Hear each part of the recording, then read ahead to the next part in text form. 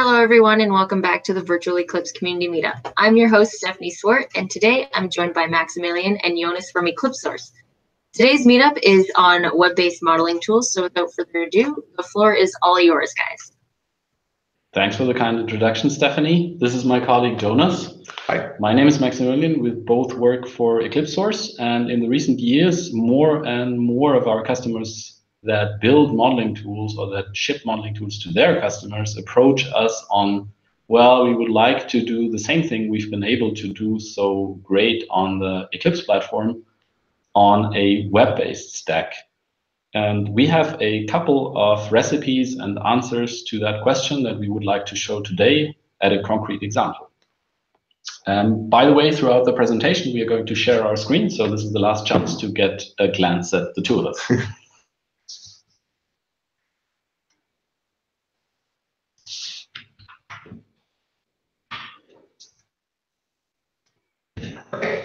So let's start with a short introduction on the topic. So why do we even, or why do people are even interested in web-based modeling tools?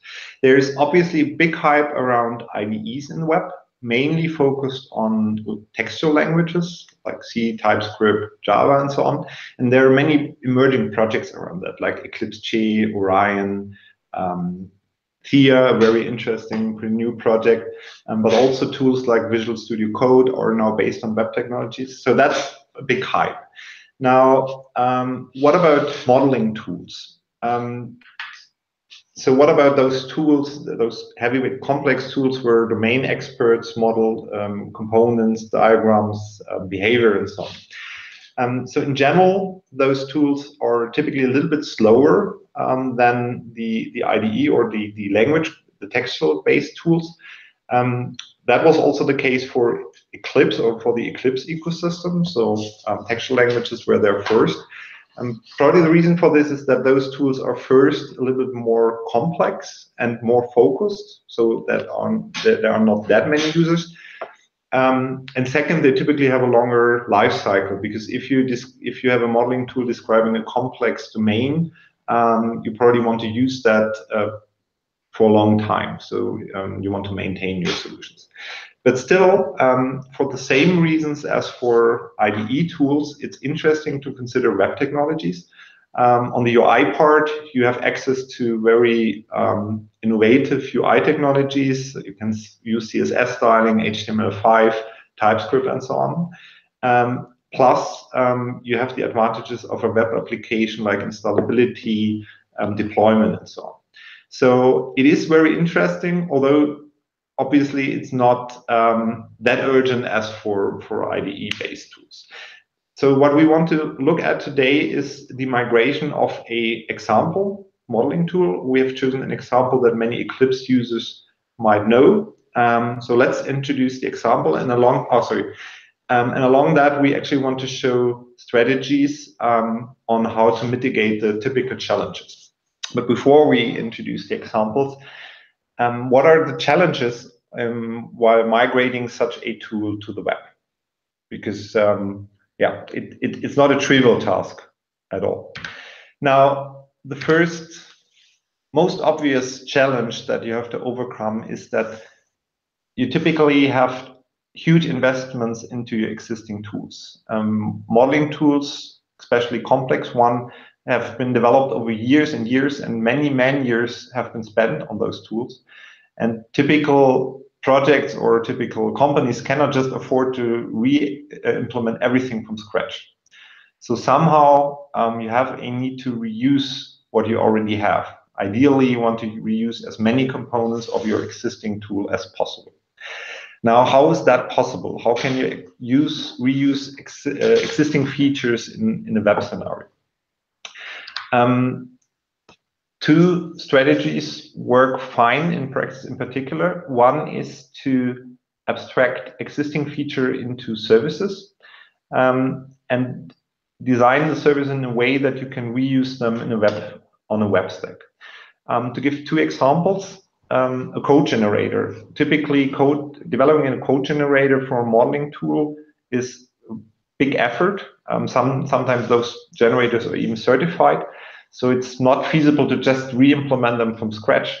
But if you implement your code generator as a headless component, and if you have a runtime on your server, you can also trigger them in a web application. And as for example, you can wrap those code generators into a web service, and then you can just call the generator from a browser-based client and reuse the same code that you have written for the desktop. A special example of this of a service would be a functionality which is pretty much bound to the UI. For textual IDEs or for textual code editors, typical example would be auto-completion, which is calculated by existing tooling. And if you want to reuse a feature like that, it is worth to define a protocol for this particular feature.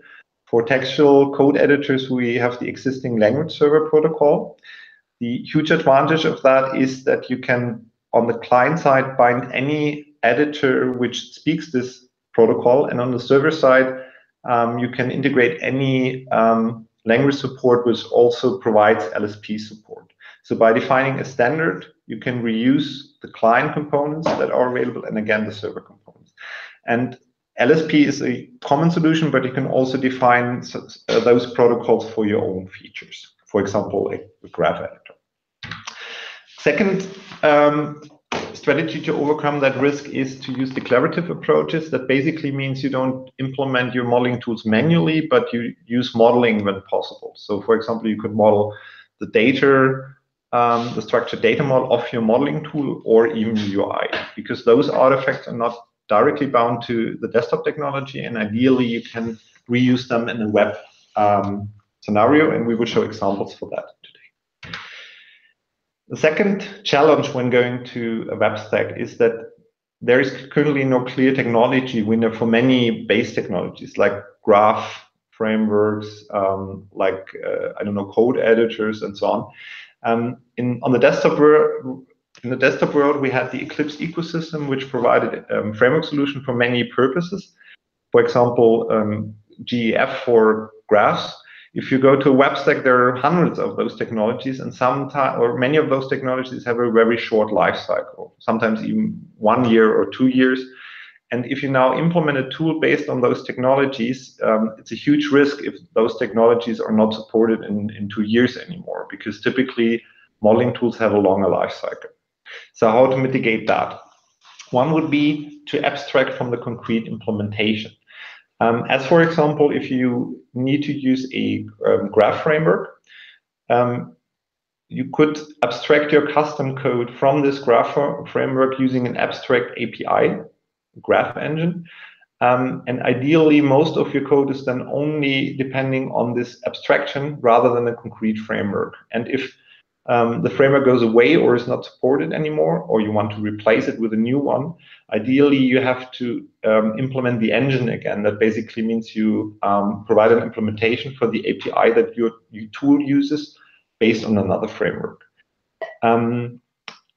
Another strategy, again, which works for this technology risk too, is to use a declarative approach. Because if you don't manually code anything, or at least parts of your application, but you describe them declaratively, so that means independent of technology, you can switch to another technology. And finally, the third risk that we want to mention here is that there's currently no clear IDE winner. There are a lot of interesting projects out there. For example, Eclipse Che, newest one is Theia, very interesting project. But there are also like many other IDEs or emerging IDEs for the web. So it's not as obvious than Eclipse for the desktop.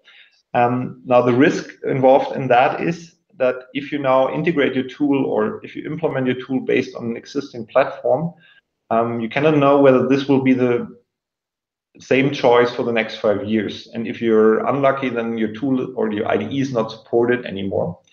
Now, to mitigate that risk, we suggest to use a very thin integration layer. That means you implement basically as much as, or as many parts of your tool independently of the platform that you want to integrate with, and just integrate those components. And luckily, this is actually well supported with standard web technologies. Okay, so let's switch over to the example. So the actual example that we're looking at, depending on your context, but if you have worked with the Eclipse modeling framework before or built modeling tools on top of that, you might be very familiar with that example, the Ecore tooling. Ecore is the data modeling standard of the Eclipse modeling framework, and it comes with tooling to create those Ecore files, which basically model UML class diagrams. And the tooling is twofold from an editor perspective. First of all, there is a form or tree-based editor where you have a tree that represents the package and the classes and the attributes that are available on the classes. You can see that on the right-hand lower side. And then when you select something in the tree, it opens a form, and then you can edit the properties for that respective selected element. And secondly, it offers a graphical editor that you can see on the upper left corner, which allows you to arrange the classes that you have modeled in a graphical way. So let's look at that in the actual tooling. So what we see here is the tree-based editor that we just had on the slide. So we can click elements and then see the properties on the right side. And on the other tab, we see the graph-based editor where we have nodes, we can drag them around, we can connect them, like typical feature set that you would expect from a class diagram or from a UL editor. Okay, so now those two editors are based on Eclipse and our desktop tools. Now, how could we potentially migrate them to a web stack? So this is a tree-based editor and its architecture that we just saw in the Eclipse IDE.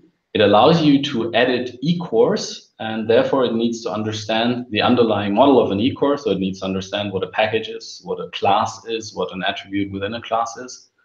That's the eCore model of the eCore. And in addition, it defines how the data model of the eCore is mapped onto a tree and a form-based UI. So it needs to know what the children are of a particular element. It needs to know what to display in the form on the right-hand side and how to lay out that form.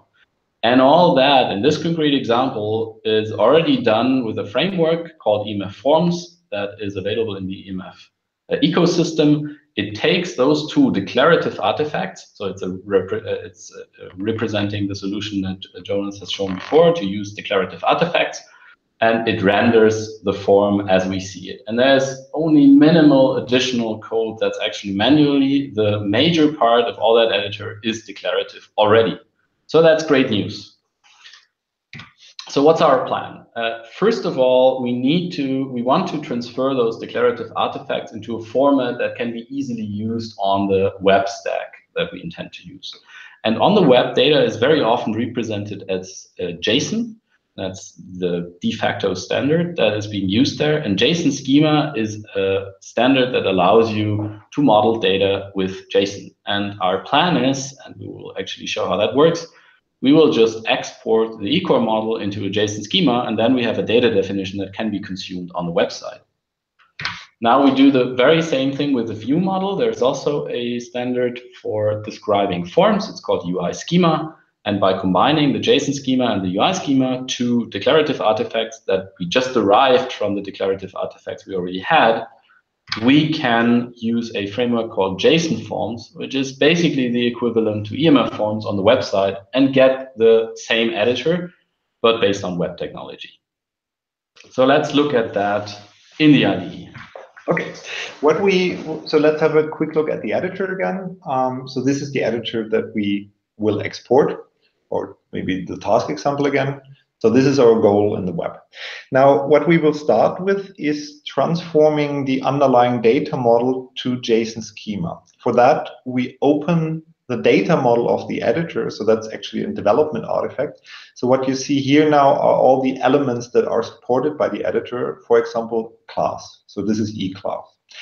And now what we have added here is a export functionality which transforms this data model to JSON schema. So what we see here is the JSON schema description of the type eClass. Those formats are pretty compatible because it's like transforming a class into JSON schema. It's basically a list of attributes in a simplified way. And now we can finish that. So we write that to the file system. And the same we now must done with all, we have to do with all elements. Actually, we have prepared that so we can directly start the demo. What we are launching now is a editor component, which is capable of reading in this data information and then displaying a generic editor, which is capable of creating, displaying, and modifying instances of this data model.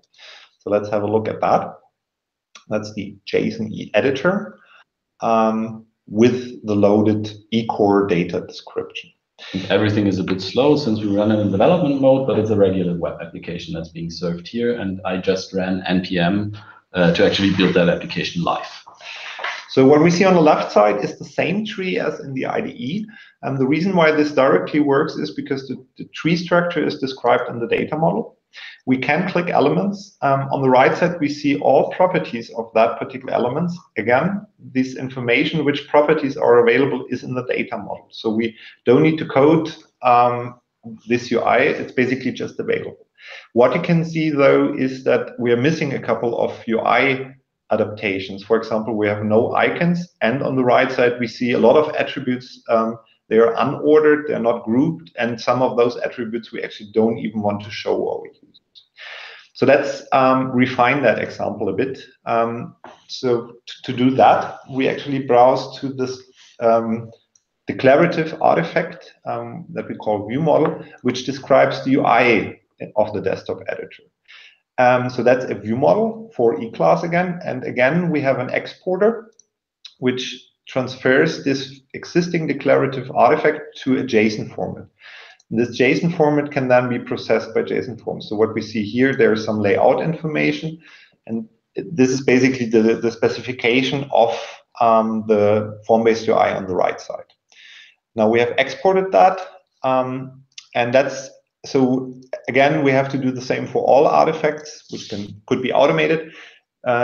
And we have prepared that. So let's just add those schemas to our application, which Maximilian has done by uncommenting this line. So now this editor knows about the UI description. And now without reloading, just by clicking on the task, we see now on the right side that we don't see all those attributes anymore, but just the ones which are actually in the specification of the UI.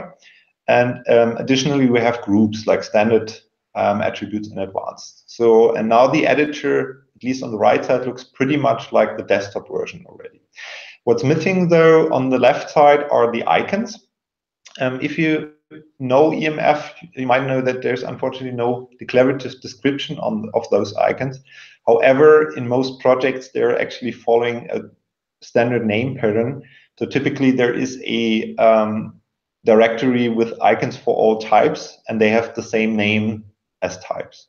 So what we can actually do, if we assume that there is an icon folder and every element has an icon with the same name, we can actually create a pretty simple mapping, which Maximilian can just comment in now. And this mapping reads in a folder, and now the editor actually knows an icon for every type. So now we see that there are icons on the left side. Those are exactly the same icons as on the desktop application. What's important here is that this editor is now already functional. For example, we can create new elements. Again, this information, like which elements can be created, can be derived from the declarative artifacts. We can modify stuff, we can change types, and so on and so forth. Now, as you can see, we can create a pretty good editor in a very short time. Even though that we prepared something, it's actually not much work than the stuff that we have shown you. What's important to know, obviously, is that some of the features which are supported by desktop editors need manual work. Like, for example, if there's a very custom control which is not described declaratively, then you need to re-implement that for the web-based version, or you need to find a service-based solution or something like that. But the good news is, like, if you already use a declarative approach on a desktop, you can migrate a huge portion of your tool, and you will see, or you will have a usable editor in the web pretty soon, which is good for migration projects. So in case you have an existing tool and you implement a new feature, you might consider using a declarative approach already, because that obviously will ease a future migration. Okay, well, so let's switch to the next part of our tool.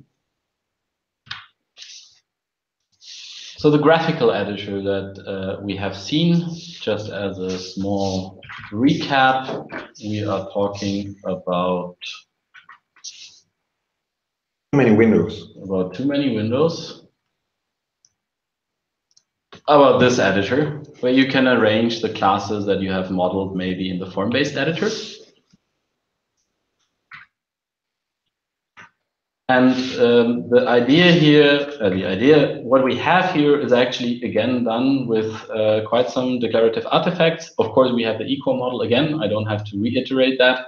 And we are going to translate that to a JSON schema. But here, in addition to the Ecore model, we have something different. We have a series model, which basically describes a mapping of the different concepts. So, for example, of a class onto a graphical representation. So a class is represented as a rectangular shape with some coloring, and other parts of the model, like a reference, are maybe represented as lines, and so on. And all that is being described in the series model, and then there is the series runtime that interprets that and displays a graphical editor for you. Now, for the series model, we have an equivalent as well. It's a JSON Graph schema. JSON Graph is an experimental framework that we are working on right now that allows you to display graphical editors based on web technology. And what we have built for this demo is an export that takes the series model and exports it into a JSON Graph schema. And then, very similarly to what we've seen with the form-based editor or the tree-based editor, JSON Graph runtime component can pick that up and can render a graphical editor for you. It doesn't do all the graphical rendering, though. It just passes that on to a graphical framework. And basically, there was two we were looking at for in the recent time. One is JointJS. This is what we're going to use in the demo. There's also Sprotty, which we have also looked at. And this is a good example where you abstract from the actual graphical framework. So we have a thin API that we defined that is the same API for JointJS and Sprotty, and underneath we use those two frameworks in a transparent way. Okay, so let's have a look at the demo. We will not show you the export again because it looks pretty similar than before. We basically transform the two artifacts into the JSON representation. So let's just start the demo. And let's look at the editor, the JSON Graph editor, which already has the JSON schema, so the data representation, plus the JSON or the export of the ODesign file, meaning the graphical representation. So it's still starting up. It's worth noticing that the component that we showed before, JSON Forms, has been developed since a long time, so that's absolutely production ready. And the JSON Graph component is something we are currently working on. So that's, as you can see from the demonstration, so that's an early version. But as you can see, it has the nodes, the same nodes that we have in the desktop version. It has the same style. So the colors are the same, the shapes are the same, and it even supports the functionality. For example, you can link two classes to create a reference, so for example, from here to here. From the schema, it knows which references are possible. So again, it supports basic functionality. It's worth mentioning that for a diagram, this is, so again, we have like the basic feature set as for the forms, which is very interesting. And again, huge motivation to use a declarative approach. However, to migrate diagrams, you probably need a little bit more. especially if you have some custom features which are specific to your diagram. I don't know, a rule that certain elements can be linked to others, and then a class is created or something like that. And it would be very interesting to reuse those features too. And for that, it would be beneficial to have a protocol again, like the language server protocol. So this is really, really early. That are the early days of those, but stay tuned. So there might be something coming up like that. Something like a graphical language server protocol. Something like that. Okay, so for this example, we want to show, because we haven't showed the initial import, what we want to show is that this export can actually be repeated. That would be the case if you develop the desktop application and in parallel develop the web application, and you might have changes on the desktop application. So let's do a change. What we see here is the ODesign file. So that's the file again which defined the desktop editor. And what we can see here in the E-class, it defines a color for the E-class, which is currently green. So let's change that to red on the desktop. And now let's close this editor and let's open it again to show that this was persisted. I don't think it's necessary, but we always do that. So again, we check that the E-class is now, yeah, it's red on the desktop. And now what we do is we re-export this to our web format. So this is the format which defines all the information in JSON. We copy that just for simplicity into our web application again. So here, so that the web application knows about the new style. And let's just reload this. And now our classes are red here. So this is a very small example, of course, but it shows a template that we can even, at least for some time, maintain both solutions in parallel. The typical pattern would be that you start with a smaller feature set on the web, and but you still need to maintain or develop the desktop application. Okay, so let's continue with the next part, which is the integration. So initially we promised to build those standalone components to rebuild what we already had. So we have a standalone component for the tree-based editor and for the graphical editor. That's the component represented in the middle on this slide. And now we want to keep the promise. We need to integrate that with IDEs, and we pick two different IDEs. We pick Eclipse Che and we pick Theia. And the idea now is that we integrate Che by implementing some code. Basically, this code will be about registering an editor that is probably a quite thin component that connects the editor in Che with the code that we already have in the standalone component, maybe some code to save and load the data. And the same is true for the Theia side. And those two components are probably really thin integration components with just some minimal code to forward calls from one component to another. So actually they might look like that rather than a big component. So let's do that in practice. Okay, let's start with Theia. So what we do is we launch our custom version of Theia, which contains the integration of both editors. Again, it basically contains only the layer which integrates the existing editors. So the editor itself is actually the same as we have shown standalone. So let's just open a file here with the graph-based editor. We see this is the same editor that we showed standalone. Even with a new color? Yeah, even with a new color. And the same is true for the form-based editor. Actually, if you look at this editor, you notice that from a layout point of view, it's exactly the same. And the icons are also the same. However, the style looks pretty different. And that was actually part of the biggest challenge to integrate those components, is to style the standalone components in a flexible way so that they can inherit the CSS style from the surrounding application. Besides that, those integrations are really simple to do, especially in Theia, in an existing HTML application. Okay, so let's look at the same in Eclipse Che to prove you that we can actually reuse the same editor in both applications. So let's look at the form-based editor again, here we see the style is a little bit different, although both have a dark background. So again, it's functional, and the same for I messed up the graphical editor, I have to admit. Yeah, but I think that's believable that we implement so that we can integrate the other component too. And what we actually also tried, I can only show you that on audio now, is we also had that example where you want to headlessly run something. We did that for the code generation, and it works. So we have that running in a customer project where you generate the code from an Ecore file and just shows in your Che workspace. So that's actually something that's more simple than you would maybe initially think.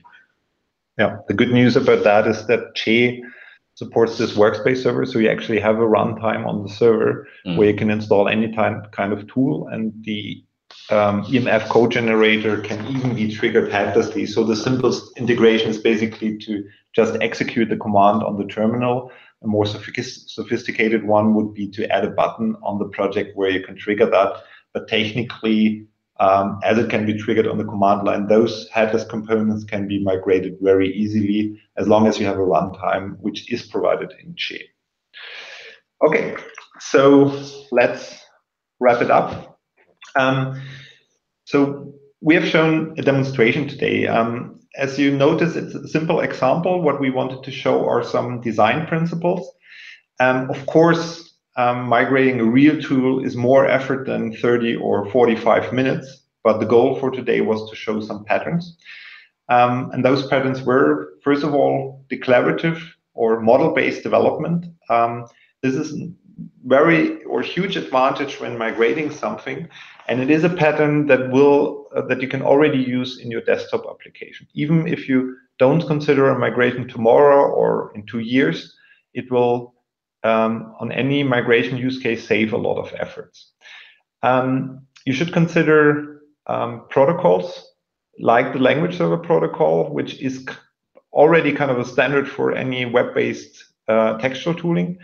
And it's pretty likely that some of those protocols will be developed around modeling tools too. Service orientation is a huge advantage because it creates reusable components like the code generator. I mean, command line is not per se a service, but at least it's headless, so you can trigger it. So any new feature or any existing features would be beneficial if you can trigger them in a service-oriented way. And finally, if you start or if you develop any features and you develop a lot of custom code, it's always a good idea to abstract from concrete technologies, because then your code is reusable, and especially in the web field, it is likely that technologies you want to be based on, or you actually don't know whether those technologies will survive the next years. And if you have a long life cycle, it pays off to abstract from concrete technologies as much as possible. So what can you do about that now, right? Even if you don't have a multi-million budget now to develop a web-based solution, what is it that you should do now so that you don't have a big problem later when those plans come up? So first of all, you should look at the advantages that you might gain with web technology. So maybe the installation procedure is a hassle for you because you have many users. And that is important because it gives you some clues of where you want to focus on. And then it is a good idea to develop a strategy that might involve an iterative migration and minimal viable products on that way. So a minimal viable product in that sense could even be just to say, well, we just stay on the desktop with our application, but the first step that we go along is to say, we'll offer a portal where you can download our desktop-based app, and then you can go from there. Maybe the portal will then offer some figures that are aggregates from the models that are being used in your tool. And maybe at some point there is a viewer for some of the things that you display in the modeling tools, because you have evaluated that a big advantage would be to allow review of stuff, so you don't need editing features. And I think it's a good time to develop that strategy now, because it gives you guidelines of how to continue with your current development on the desktop. So for example, a guideline could be, for the next feature that we implement there, let us please use a declarative artifact for a form-based editor, because that will ease migration in the future. Or for this particular feature, it might even be worthwhile to just embed a web technology-based view into the IDE. That is also an option. So from my perspective, it's really important to start thinking about that strategy early rather than late, because maybe you will make, and I'm pretty sure you will make, a couple of decisions in the upcoming months and years that will make it either simpler or harder to migrate your applications on the long run.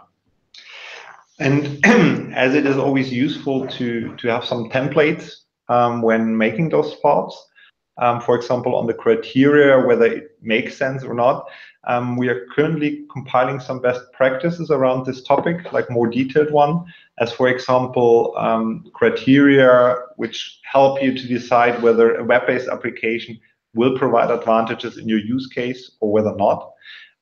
So if you're interested in that, consider to follow our blogs. So those will be published in the upcoming weeks. And of course, if you have any custom questions or a particular project, feel free to get in contact with us or talk to us and ask any kind of question. We are happy to help with that. And I think probably we also have time to still have some time to take some questions now. So I don't know, Stephanie, if there's any questions that have been raised by the audience. So looking at the chat, it doesn't look like we have any questions for you guys right now, but I just want to say thank you for the fantastic presentation and demo. And of course, thank you for the community for tuning in. If you guys have anything else you would like to present, absolutely go ahead. Or if you think there's frequently asked questions that people should know about, you know, the floor is all yours right now. I think we have presented enough for yeah. I think we're pretty much done. So really feel free to contact us if you have some follow-up questions on the content. We're happy to answer those by email or whatever you prefer. Absolutely. And we will be monitoring our YouTube channel, our Twitter feed, and the virtual Eclipse community meetup page. So if you do have any questions, you can leave them there, or like they said, you can send them an email. Again, I'd like to say thank you to Jonas and Maximilian from Eclipse Source for doing such a wonderful presentation. And for the community, we always appreciate you guys tuning in. So be sure to catch up on our next virtual Eclipse community meetup on the 25th of April, and we'll be showcasing Eclipse Open J9, Eclipse's own JVM. So with that, have a great day, guys. Thanks for having us. Bye-bye. Thank you. Bye-bye.